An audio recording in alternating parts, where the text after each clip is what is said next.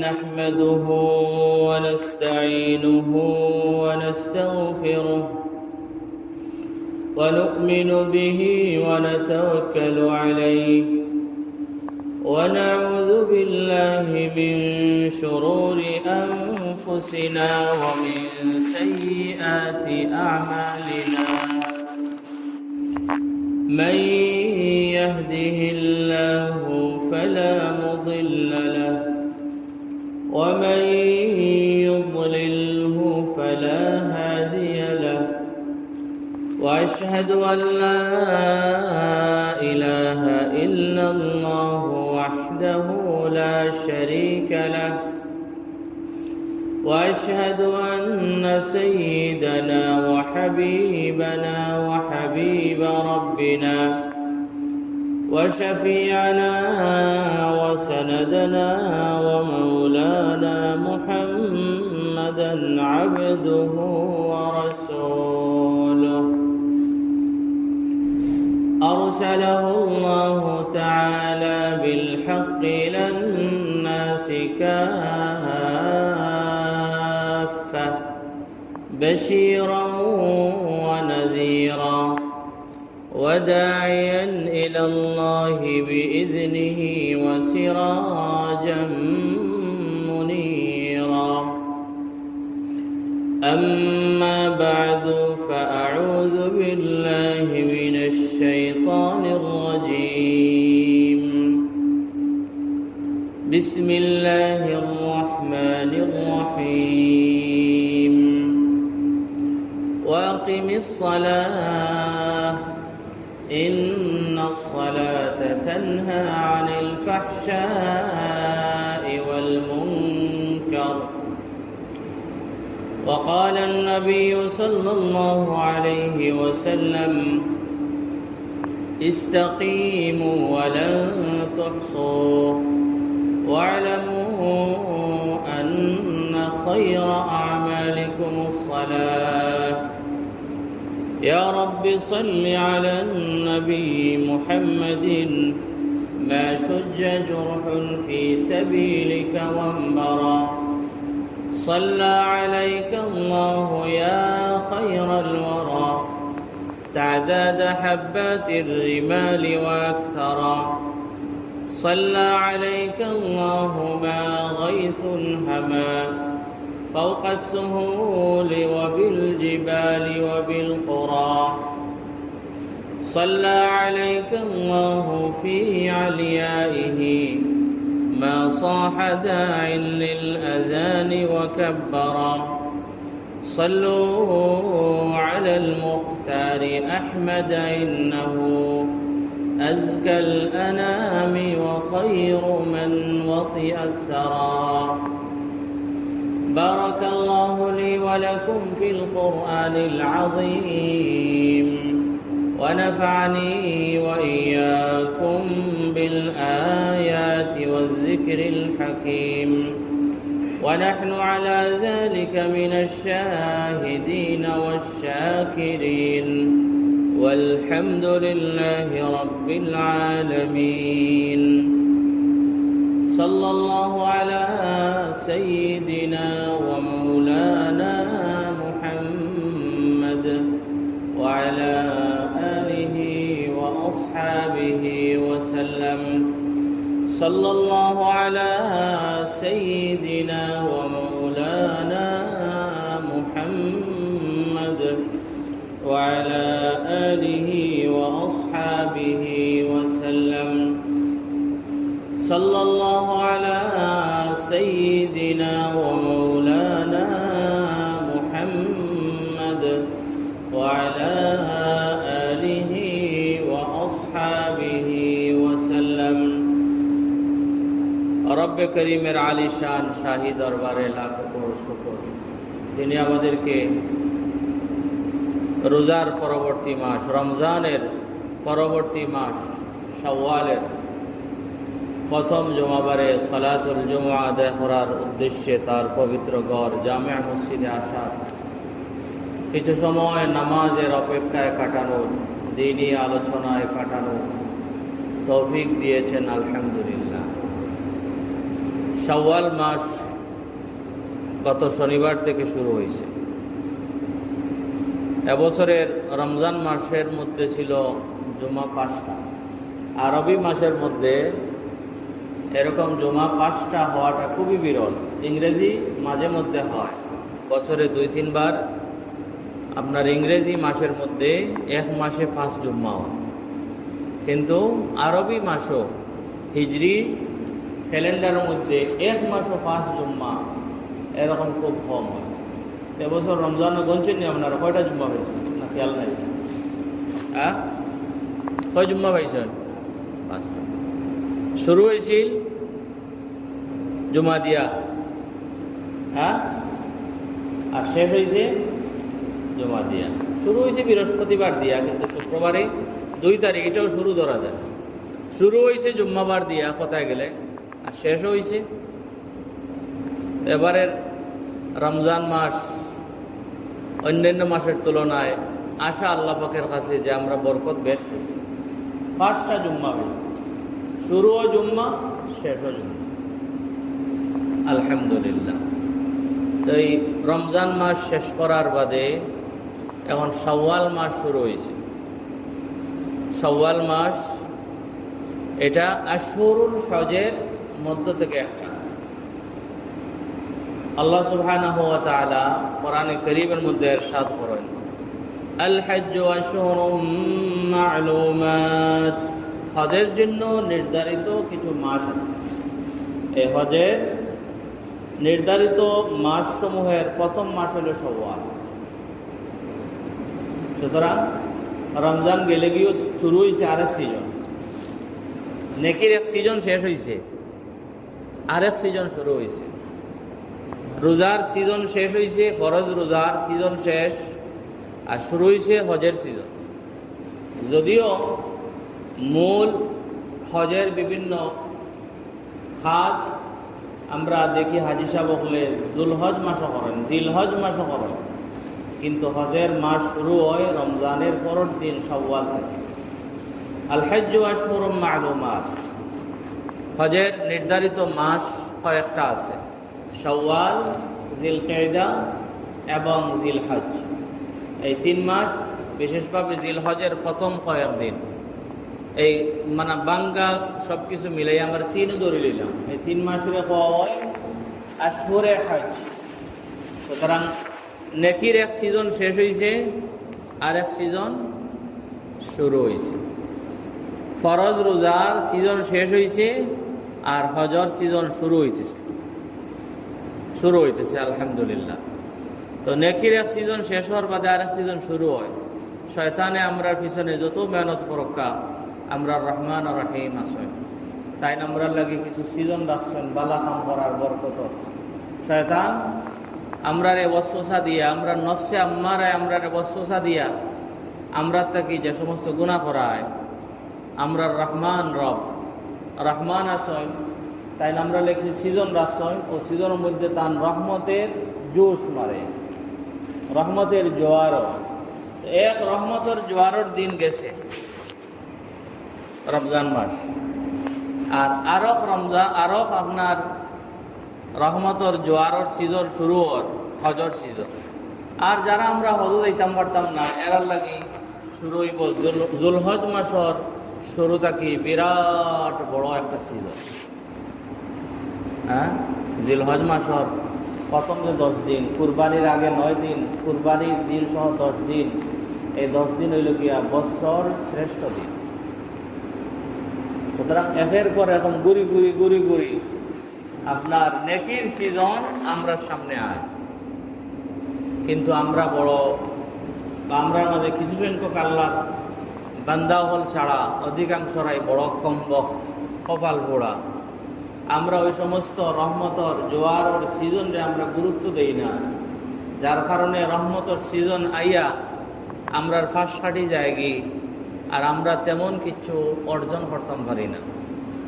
ও যে রমজান মাস গেল, রমজান মাস আল্লাহ পাকর রহমতর জোয়ারের সিজন আছিল নানি? হ্যাঁ, কিতা কয় জোয়ারের সিজন।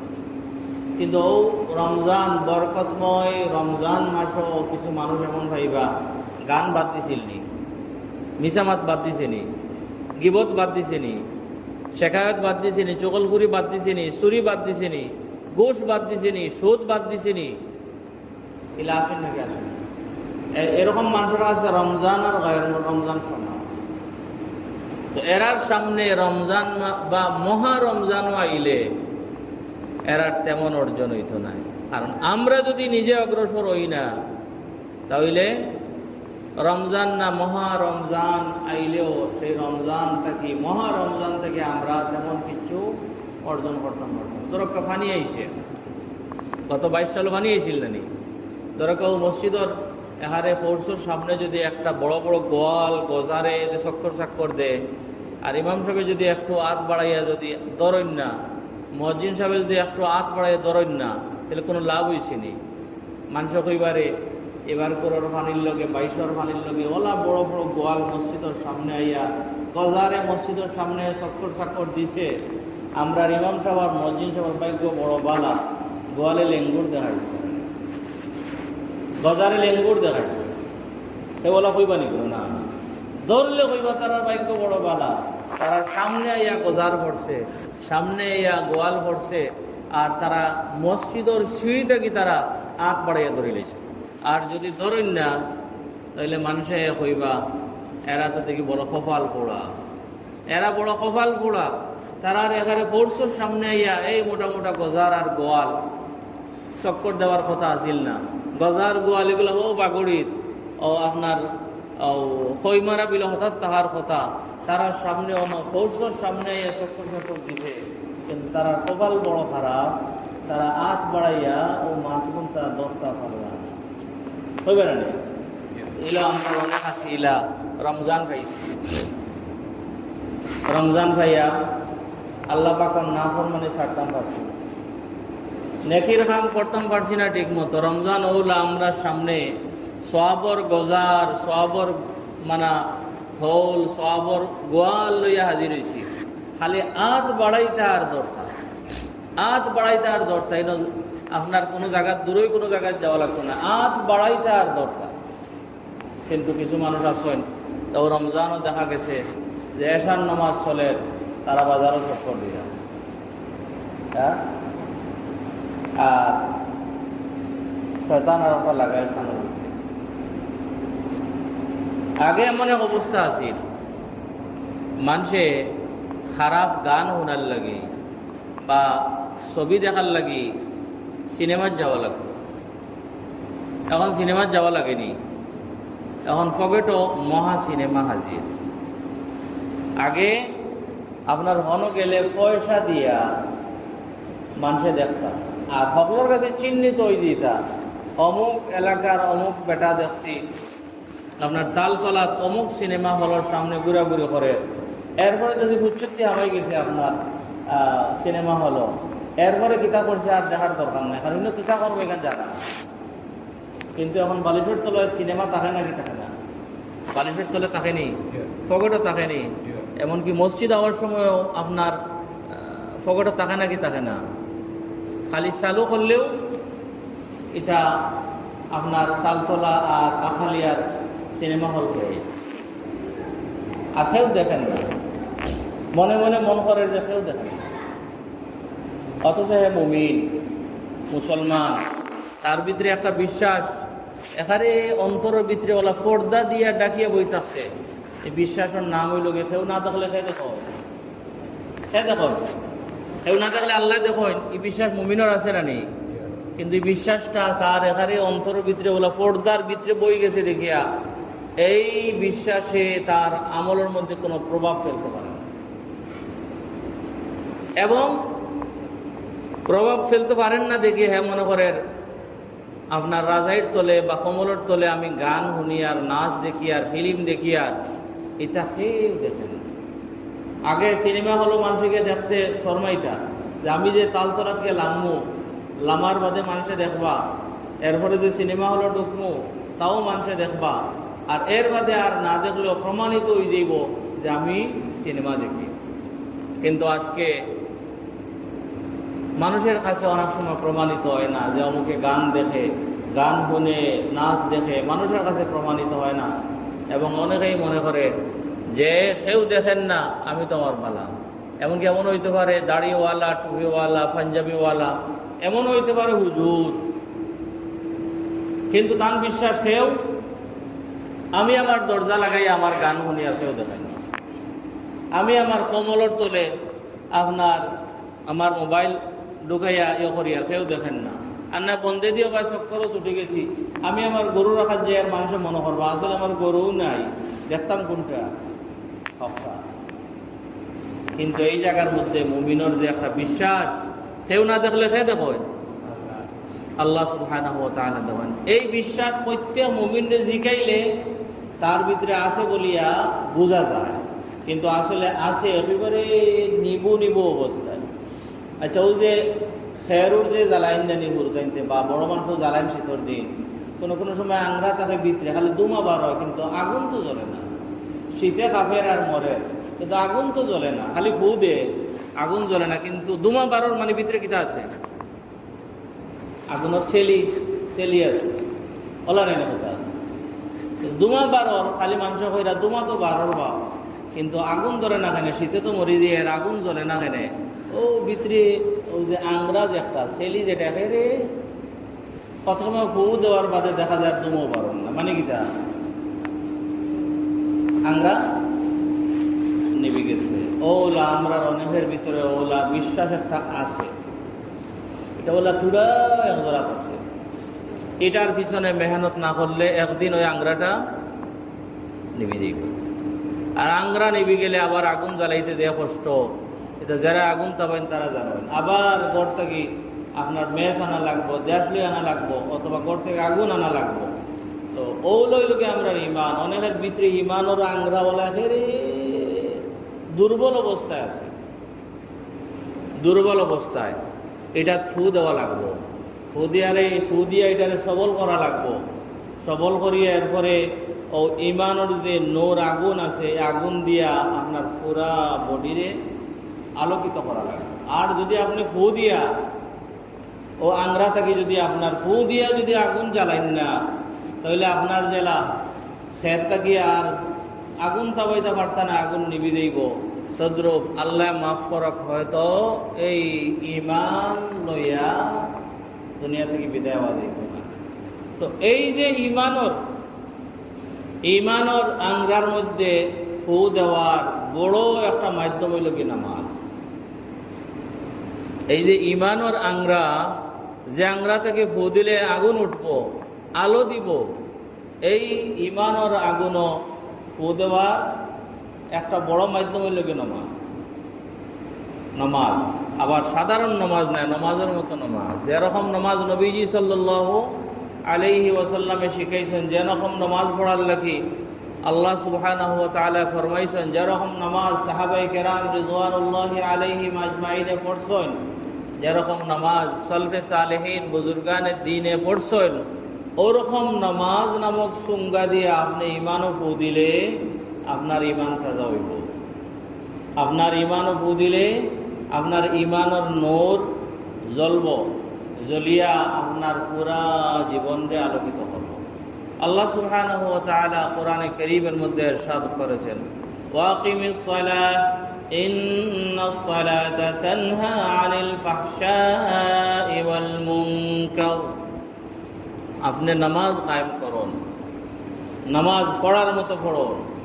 আল্লাহ সুবহানাহু ওয়া তাআলা ওয়াসাল্লি কইছেন, ওয়া আকিমিস সালাহ।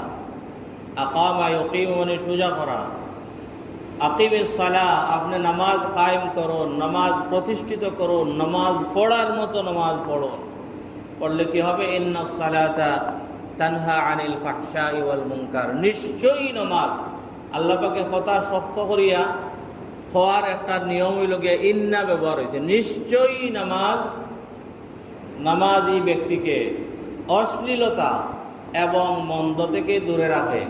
সহজ ভাষায় কইলে কোয়া যাইব, নিশ্চয়ই নামাজি ব্যক্তির জীবনকে সুন্দর করে। আরো একটু সহজভাবে কইলে কোয়া যাইব, নিশ্চয়ই নামাজি ব্যক্তির ইমানর ও আংরা তাকিয়া আগুন বার করিয়া তার জীবনকে আলোকিত করে। আমরা তো মুমিন, কিন্তু ইমান বড় দুর্বল। মুমিনের ইমান যদি সবল হয় তাহলে মুমিনে আল্লাহ পাকের নাফরমানি করাটা কঠিন। আর যে আগে কইছে কেউ না দেখলে খেয়ে দেখেন, কেউ না শুনলে খেয়ে শুনেন আল্লাহ। আর আল্লাহ পাকে দেখেন শুনেন এরপরে ভুলি যায়নি, সবগুলার হিসাব দেওয়া লাগবে নাকি লাগবো না? একদিন আল্লাহর সামনে খাড়াও লাগবো নি। এটা বিশ্বাস আমরা ছোটবেলা থেকে আমরা হুজুর হলে শিখাইছেন, হুজুর হলে ইমাম সাহেব বলে জপাইছেন, কিন্তু এটাও খেরর তলে পড়ে গেছে। এখন আংরা এখানে নিবু হয়ে গেছে, যার কারণে মুমিন মুসলমান হওয়া সত্ত্বেও আল্লাহর নাফরমানের কোনো শেষ আমরা জীবনে নাই। একবার এক ব্যক্তি সে একজন মহিলার কাছ থেকে তার খারাপ মতলব চাইল। মহিলা কইল রে এগুলো তো ইফটিজিং করে, এগুলো তো হাতে নাতে শিক্ষা না দিলে পড়তে দিয়ে শেখাইব। আসেন না নি ও পায়খানা খাওয়ারা মুরুক আছে, যত খাদেন খালি এই অন পড়ে। আর একবার ভালো করে ডান্ডাটা দিলে আড়াইতো না, কথা বলছি আড়াইতো না ডরাইয়া, অথবা যদি আপনি ঠেঙ্গে খান ভাঙ্গি দেন আড়াইতো না। তো বিচারে হইল যে আপনার এইরকম বারবার যদি হই গুনার খাম হতার খাম তো এইটা বলা নাই, মানুষে দেখবা মানুষে বাদ হইবা তৈলে বুঝতো না, তাহলে একবার তারা হাতে নাতে শিক্ষা দেয়। তো বেচারিয়ে কইল যে অমুক টাইমে আমার গড় একলা আছে, ও টাইমে তুমি আমার ঘর আই। এত এখানে খুশি খালি ফালাই ফেলে আটিয়ে ঠিক আছে না, ফালাই গেছে। ওর যে আজকে অনেক দিনে আমার মতলব হাসিল হইব, অনেক দিনে আমার মতলব হাসিল হইব। এখন ফালাই গেছে, সময় কম সময়ের ভিতরে পৌঁছার লাগে। এখন যাওয়ার বাদে ওই ভদ্র মহিলা কইলা এটা তো বাদ খাম মানুষে দেখলে সরম, এক কাম করো কা মানে দরজা জানালা বালা করে লাগাও কা। বেটা কইল অসুবিধা কিতা, আমার মতলব হাসিল করালে আরো কিচ্ছু করা লাগলে করবো নে। তখন দরজার উপরও সিটকারি নিচেও সিটকারি লাগাইছে, ধাক্কা দিয়ে দেখছে ঠিক মতো লাগছে নি, জানালা লাগাইছে জানলা সিটকারি ঠিক মতো লাগছে নি, সব কিছু বালা করে দেখছে। বালা করে দেখার বাদে আইসে আয়া কয় সব কিছু ওকে সব মিয়া। তখন মহিলা কইল না, একটা দরজা তো খোলা মনে হয়ে গেছে, একটা দরজা খোলা হয়ে গেছে। তো বেচারা কইল হয়তো আমার ভুল হইতে পারে, বিচারের গড় জানে কোন দরজা খোলা। এক দরজা মনে খোলা রয়ে গেছে, আবার গেছে গিয়া একেবারে ধাক্কা দেখে ঠিক আছে না, ঠিক আছে। আবার দেখে সিটকারির ইবাদি খাতের করা আছে কিনা, সব কিছু ঠিক দেখে আইয়া হয় সব ঠিক আছে। বিচারে বলল না, একটা দরজা খোলা রয়ে গেছে।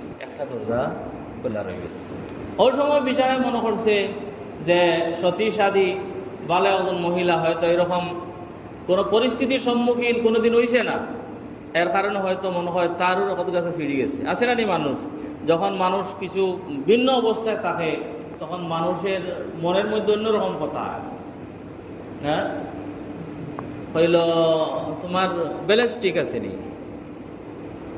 হইল জিও এটা বলতো আমার ঠিক আছে।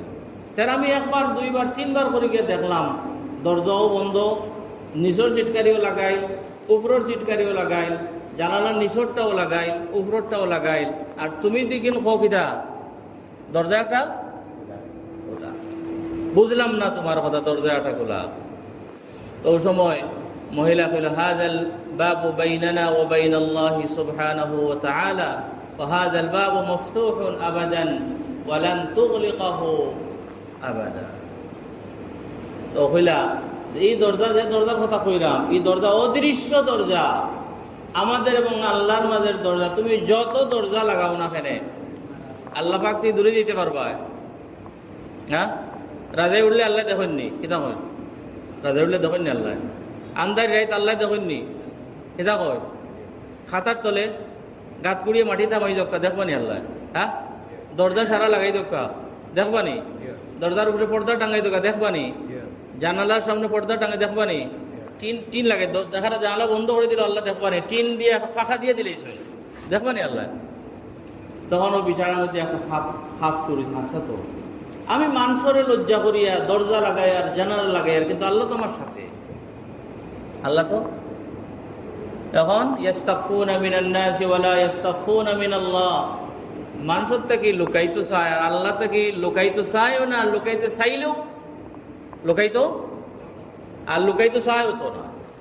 আল্লাহ যে দেখরা এখান তো মনেও হয় না। অনেক সুর আইসে দরকার মসজিদের গাছ থেকে ফল চুরি করতো, কিতা করবো কাছে সেইরূপে চাইব না নি, সেইরূপে চাইব। এবারের বসিরবের বাড়িতে কিনে কেউ দেখরা এখন ভালো করে চাইব, ঠিক নাই নি?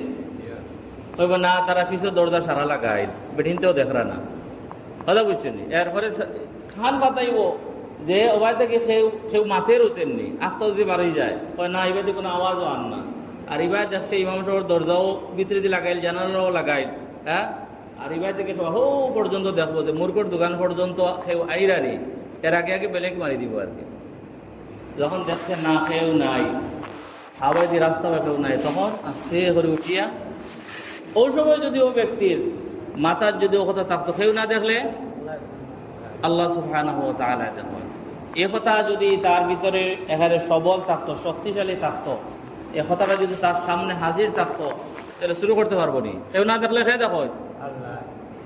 তো ইমানের এই আমরার ভিতরে যে নিবু নিবু যে ইমানের আংরা আছে, এই আংরারে তাজা করার ফু দিয়া এটারে আপনার এটা দিয়া নূর জ্বালানির বড় একটা মাধ্যম হইল গিয়া নামাজ। নবীজি সাল্লাল্লাহু আলাইহি ওয়াসাল্লামের দরবারে একবার আইয়া এক সাহাবী বলে, ইয়া রাসূলুল্লাহ ফুলানুন ইউসাল্লি বিল লাইল ফাইদা আসবাহা সারাফ। ইয়া রাসূলুল্লাহ অমুক ব্যক্তি রাত্রে নামাজ পড়ে আর বিয়ানে উঠি চুরির জায়গি, বিয়ানে উঠিয়া চুরির জায়গি। তো তাই বলে, ইয়া রাসূলুল্লাহ এই ব্যক্তির অবস্থায় আর কোরআনের আয়াতে তো আমি মিলাইতাম পারলাম না। আল্লাহ পাকে কইছেন যে নামাজ পড়লে নামাজি ব্যক্তিরে তার নামাজে মন্দ কাজ থাকি, শরীয়ত বিরোধী কাজ থাকি, অশ্লীলতা কি দূরে রাখে। এই ব্যক্তি মানে রাত্রে নামাজ পড়ে সকাল হইলে কই যায় কি? তো নবীজি সাল্লাল্লাহু আলাইহি ওয়াসাল্লামে ফরমাইলা যে সাতানহাহু, অবশ্যই এমন একদিন আসবে যখন তার নামাজটা নামাজের মতো নামাজ হবে। সেই দিন তার নামাজ, তার চুরি ডাকাতি মিশা চুগলখড়ি গীবত শেকায়ত এই সেই আল্লাহ সুবহানাহু ওয়া তাআলার নারাজ করে মতো সমস্ত কাম থেকে বিরত রাখবো। পরে দেখা গেছে বেটায় যখন নামাজ পড়তে পড়তে পড়তে পড়তে এক পর্যায়ে হাসারির নামাজি হয়েছে, ফিরত নামাজি হাসালির নামাজি হয়েছে, সেই দিন দেখা যায় আর চুরি বাদ দিলেছে। এখন দেখো আমরার যে নামাজ, আমরার নামাজ কতটুকু হাসারির নামাজ, এটা আমরার আমলে অনেক সময় কই দে যে বেটায় নামাজ পড়ে, নামাজ পড়িয়া আপনার তার জীবনের মধ্যে কোনো পরিবর্তন আন না, তখন নামাজের মধ্যে একটা প্রশ্নবোধক চিহ্ন দিতে হইব। আল্লাহ পাকে কইয়া দিছেন নামাজ পড়ো, নামাজ কায়েম করো, করলে তোমার চুরি ডাকাতি ইত্যাদি গুনার খাম তোমার জীবনটাকেই হরি যাইব।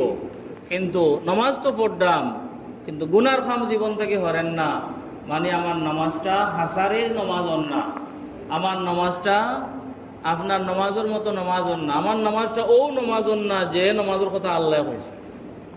কারণ আল্লাহ পাকে যে নামাজের কথা কইছেন, আমার নামাজ যদি ও নামাজ হইতো, তাহলে আল্লাহ পাকের কথা অনুসারে আমার জীবন সুন্দর হয়ে যাওয়ার দরকার।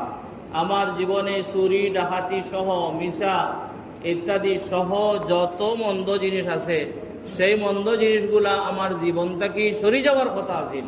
কিন্তু আমি তো নামাজ পড়ি, আর কিন্তু আমার জীবনটাকে এই সমস্ত জিনিস সরেন না। তাইলে বোঝা গেল আমার নামাজ সেই রকম নামাজ এখনো হইছে না, সেই রকম নামাজ এখনো হইছে না। হইলে আল্লাহ পাকের কথা অনুসারে আমার জীবন সুন্দর হওয়ার কথা আছিল, চুরি ছাড়ার কথা আছিল, সুদ ছাড়ার কথা আছিল, ঘুষ ছাড়ার কথা আছিল, মিশামাত ছাড়ার কথা আছিল, মানুষের সাথে লাগালাগি করা ছাড়ার কথা আছিল, মানুষের হক নষ্ট করা ছাড়ার কথা আছিল, কিন্তু ছাড়তাম না। তাহলে আমার নামাজটা মনে হয় এখনো হিলার নামাজ হইছে না। ডাক্তার সাহেবের কাছে গেছে বেটা, ডাক্তার সাহেবে কইয়া দিছেন যে আপনার এই বেমারের লাগি ঔষধ হইল গিয়া খাঁটি মধু, খাঁটি মধু, খাঁটি মৌ। এখন বেটা গেছে, ইনো তো এলাকাত খাঁটি মৌ পাওয়া যায় না, আখতা শুনছে মুকিম বাজার ওইদিকে কোন জায়গাত মানুষে আপনার মৌচাক পাইছেন, মৌমাছির বাধা পাইছেন। তখন দৌড়ি গেছে, গিয়া দেখছে তারা ও শাখা থেকে কিতাবাড্ডা মৌ ফাড্ডা। এখন তারা কইল আমার তো কিছু খাঁটি মধুর দরকার আছিল, আমার বড় জটিল বেমার, এই বেমারটা ডাক্তারে কইয়া দিছে যে খাঁটি মধু খাইলে কমব। কারণ ঘটনাক্রমে যারার বাড়িত মধুর আপনার বাদা, এরা ধনী মানুষ, এরা তো মধু বেচেন না, কথা বুঝছেন নি, মধু বেচেন না। তো যারা মধু পারছে এরা কইল ভাই যত টাকা লাগে আমার অন্তত তোরা মধু দো। তখন বেটায় তো বুঝি লইছে যে এই মামলেট মারা যাইব, ঠিক নাই, মাল মারা যাইব, যত বেটা তো টেকাত পড়ি আইছে। কারণ বেটা কয় যে 250 গ্রাম মধুর দাম হইল 1000 টাকা, কেজি 4000 করে বেচব। আর তার মনে মনে গেছে 10,000 হইলে আমি আনবো, কারণ আমার তো আর কোনো চিকিৎসা নাই, বুঝছেন কথা। এখন তার আয়া জেলা ডাক্তারও হইয়া দিছেন, মধু খাঁটি মধু পাইছে, পাওয়ার কারণে তার বেমারও কমে গেছে। আরো বেটাও ডাক্তার সাহেবের গেছে যাওয়ার বাদে ডাক্তার সাহেব হয়েছেন তোমার ঔষধ হইল গিয়া খাঁটি মধু। কারণ বেটা ইটা হল তো বুঝছে না, বাজারও অন্য লইয়া আইছে বেটা এখানে চাকর মাঝে মধু লইয়া। আসলে কিন্তু চাকর মাঝে মধু লইয়া আইলে আমরা অনেক মানুষ দুঃখের মধ্যে পড়ে যায়, মনে করেন এখানে খাঁটি মধু না, এটা অনেকটা চাক থাকে হাসারির মধু, খাঁটি মধু যেটা এটা তার সিফিয়া লইয়া আর ওটার ফাঁকে ফাঁকে চিনির রাব দিয়া ওটার ভিতরে শাখা দিয়ে লইয়া আইব। এখন যখন শাখা সহ দেখছে বেটা কইছে এইটা তো খাঁটি হইব। এখন আপনার 1 কেজি মধু নিছে, নিয়ে পড়তে দিন খায় আর বেমার আরো বাড়ে। এখন ডাক্তার সাহেবের গাইলে আরম্ভ করছে যে ডাক্তার সাহেব এটা কি যার ডাক্তার সাহেব, তেন কইয়া দিলাম মৌ খাইলে আমার কিতা কমবো, বেমার কমবো। এখন তো আমার বেমার কিতা করেন না, কমের না। তো এরপরে ডাক্তার সাহেবের গিয়া কইল ডাক্তার সাহেব আপনার কি অভিজ্ঞতা হলো মানুষ, আপনি কইলাম মধু খাইতাম, এখন দেখা যায় মধু আমার ব্যবহার কমেন না। ডাক্তার সাহেব বললাম মৌ কই থেকে লইছেন, নয়া বাজার থেকে লইছি। কিলান লইছেন, দেখছি এটা লইয়া আইছে, আর এখানে চাপও কিতার ডুবাইল আছে, আমি লইয়া খাইছি, এর চাইতে আর খাঁটি মধু হইতে পারেনি। তখন ডাক্তার সাহেব কইলা আপনি বুঝছেন না নি, এটা তো দুকাবাজি করছে। আপনি কোনো জায়গায় যখন মৌচাক বাঙ্গা ওখানেও যাইবা, গিয়া হন থেকে মধু আনবা, খাইয়া দেখবা। এখন দেখা যায় বেটায় ওলা একটা ঘটনা হয়তো ঘটছে, আর অন থেকে মৌ লইয়া আইছে, এখানে চাক থেকে ফাড়াও খাইছে 1 সপ্তাহ, দেখা যায় তার ব্যাপার ভালো হয়ে গেছে। আমরা অনেকর নমাজ হইল গিয়া ও 9 বাজার মধু যেটা বিখে ও যাত মধু লাখান নমাজ হইল গিয়া আমরা অনেক